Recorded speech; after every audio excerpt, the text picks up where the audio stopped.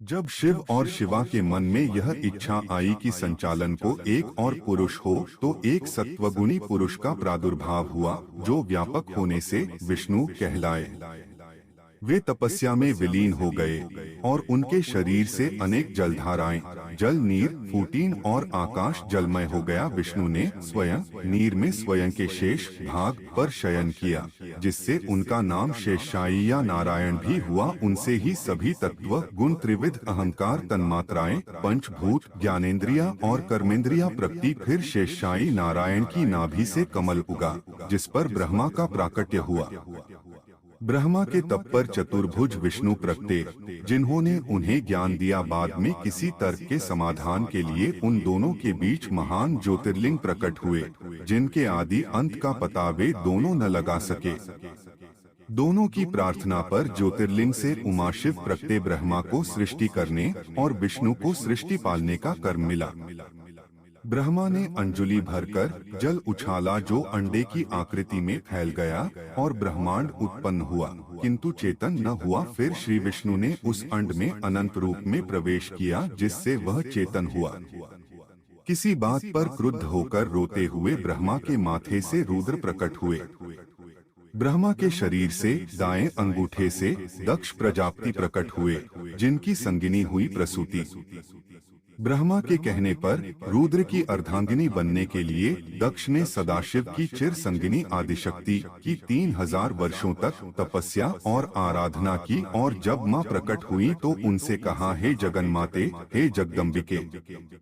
सदाशिव ने ब्रह्मा पुत्र के रूप में रुद्र अवतार लिए हैं। उनकी संगिनी होने के लिए आप मेरे घर पुत्री रूप में पधारें। माँ ने उन्हें वरदान दिया कि मैं तुम्हारी पुत्री तो बनूंगी, किंतु यदि तुमने कभी भी मुझे अप्रसन्न किया तो मैं तुरंत तुम्हारी दी हुई देह त्याग दूंगी। दक्ष ने यह शर्त स्वीकार की और समय के साथ उनके घर में माँ ने सती के रूप में जन्म लिया।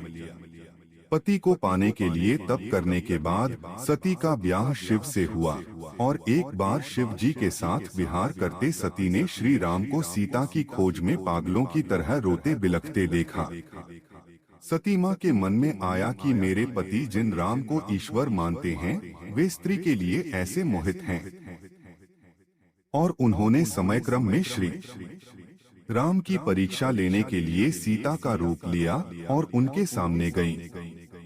श्री राम उन्हें तुरंत पहचान गए और पूछा कि हे माते, आप यहाँ वन में अकेली क्या कर रही हैं? शंभु कहाँ है? इस पर सती ने राम की सत्यता जान ली, किंतु दिव्य दृष्टि से यह सब जान लेने पर शिव शंभु अपने आराध्य की पत्नी का रूप ले चुकी सती को पत्नी रूप में न देख पाए।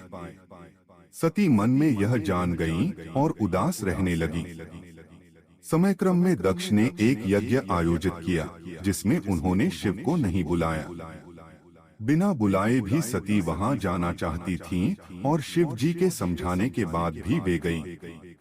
वहां उन्हें बड़ा अपमानित महसूस हुआ। पिता और बहनों ने उन्हें मान न दिया, और सिर्फ माँ ने ही उन्हें प्रेम और सम्मान दिया।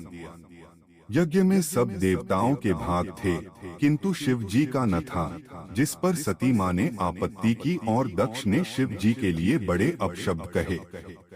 इससे कुपित होकर सती वहीं योगाग्नि में दक्ष से जन्मी अपनी देह को त्याग दिया। यह जान लेने पर शिव जी ने वीरभद्र को वहां भेजा, जिन्होंने यज्ञ ध्वंस कर दिया और दक्ष की गर्दन काट दी। शिव जी सती के जले हुए शरीर को हाथों में उठाए यहाँ वहाँ भटकने लगे।